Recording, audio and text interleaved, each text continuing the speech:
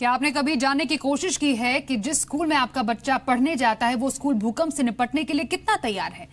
आज ये सवाल इसलिए उठा रहे हैं क्योंकि एक ताजा सर्वे बताता है कि दिल्ली के आधे से ज्यादा स्कूलों में भूकंप से बचने के लिए कोई तैयारी नहीं है और दिल्ली के 3000 से ज्यादा स्कूल भूकंप जोन में आते हैं, लेकिन 90% से ज्यादा अभिभावकों को यह तक नहीं पता कि नेचुरल डिजास्टर से निपटने के लिए स्कूल की तैयारी कितना पुख्ता है।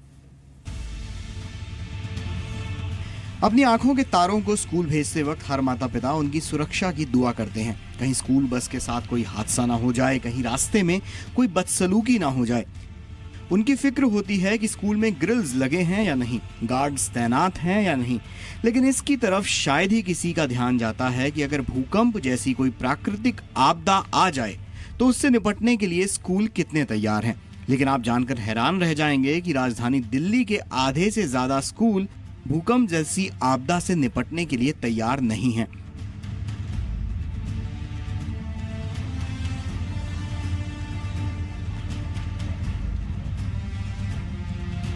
दिल्ली एक अर्थक्वेक जोन है, जोन 4 है, जो कि एक एस्टैब्लिश्ड फैक्ट है।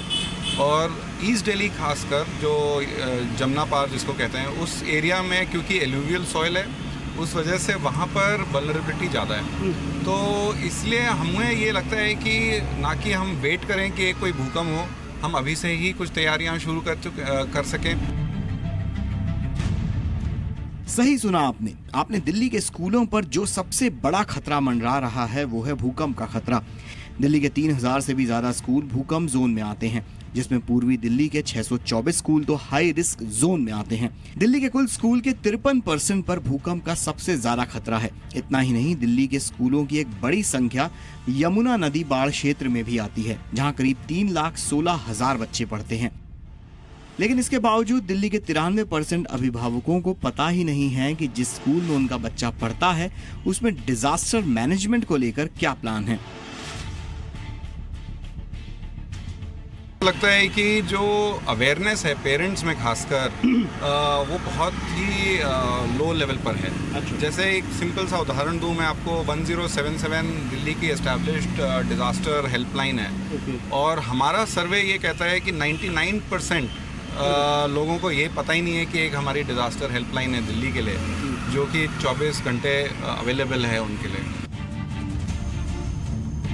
स्कूलों के ऊपर मंडरा रहे इस बड़े खतरे से निपटने के लिए sustainable environment and ecological development society यानी सीड्स ने एक बड़ी योजना तैयार की है। स्कूल में 50 स्कूलों को चिन्हित किया गया है, जहां स्टूडेंट, टीचर और माता पिता को वैसी स्थिति में निपटने के लिए तैयार किया जाएगा। योजना के तहत 25,000 छात्रों को डिजास्टर मैनेजमेंट की ट्रेनिंग दी जाएगी। इस ट्रेनिंग में 40,000 माता पिता और 1,000 टीचर्स को भी शामिल किया जाएगा। दिल्ली के 300 किलोमीटर की रेडियस में 20 ऐसी कमियां हैं जो भूकंप आने पर बहुत ही खतरनाक है, लेकिन इसको लेकर अब तक दिल्ली के स्कूल प्रशासन की कोई तैयारी नहीं है। यानी जहां आप अपने बच्चों को पढ़ाने के लिए भेज रहे हैं, वहां सब कुछ भगवान भरोसे चल रहा है। ब्यूरो रिपोर्ट, जी मीडिया। आज बीजेपी अध्यक्ष अमित शाह, केंद्रीय मंत्री स्मृति ईरानी और बलवंत सिंह राजपूत ने राज्यसभा चुनाव के लिए नामांकन दाखिल किया। कांग्रेस छोड़कर आए बलवंत सिंह राजपूत को बीजेपी ने उम्मीदवार बनाया है। बीजेपी के बड़े नेताओं की मौजूदगी में अमित शाह, स्मृति ईरानी और कांग्रेस के बागी बलवंत सिंह राजपूत ने नामांकन दाखिल किया।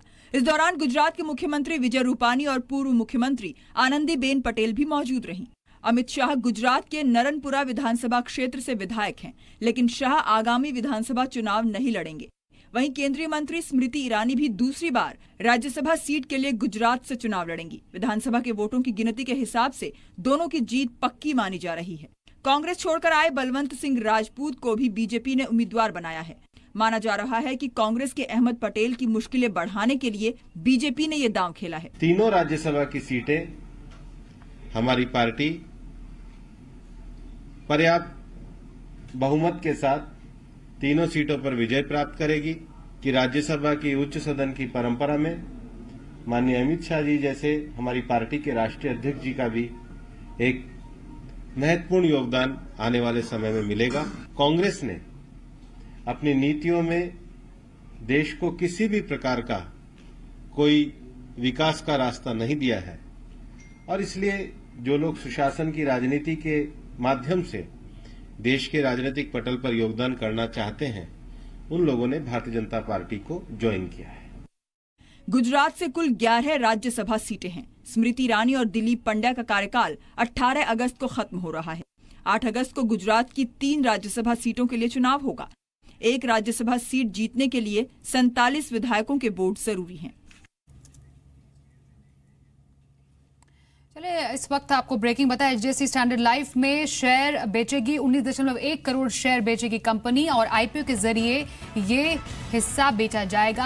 हालांकि जो प्राइसिंग है उस पर फैसला बाद में किया जाएगा और अभी जो जानकारी है उसके तहत 9.57% हिस्सा एचडीएफसी बेचेगी और जिसको एचडीएफसी ने मंजूरी भी दे दी है।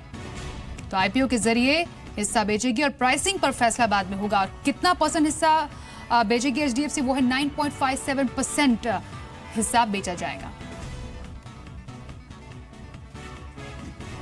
चलिए, यहां पर इसी के साथ इस बुलेटिन में बस इतना ही। ब्रेक के लिए रुकेंगे, देखते रहिए जी बिजनेस।